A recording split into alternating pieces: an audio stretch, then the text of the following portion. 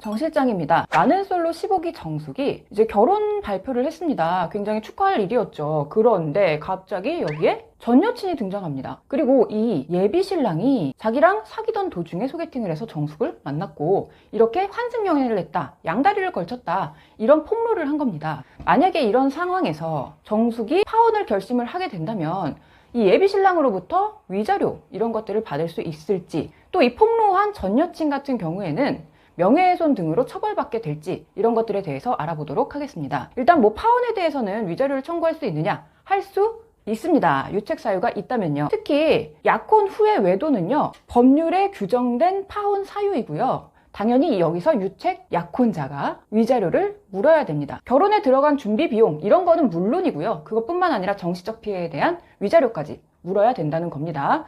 약혼 후 외도 같은 경우에는 1,000만 원에서 3,000만 원까지 인정이 되고 있고요. 혼전 임신까지 했다 그러면 그 이상까지도 인정이 되는 경우가 많습니다.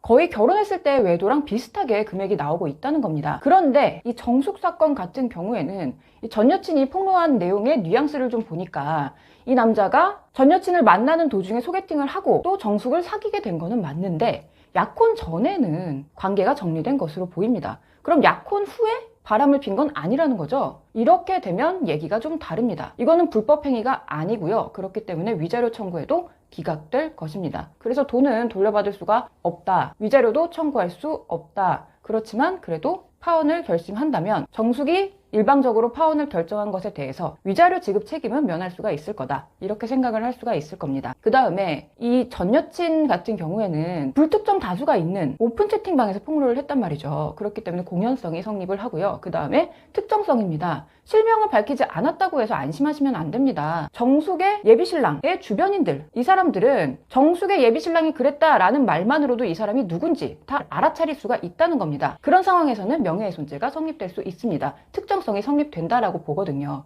그리고 세 번째는요, 사회적 가치 훼손인데요. 바람을 폈다? 누가 봐도 사회적으로 지탄받을 만한 일이죠. 그렇기 때문에 이 세 가지가 다 충족이 되고 이것으로 사실적시 명예훼손으로 처벌이 될 수가 있습니다. 그래서 실제로 전 남친의 바람핀 거 이런 것들 폭로했다가 사실적시 명예훼손 처벌 위기에 처해서 찾아오시는 분들이 굉장히 많습니다.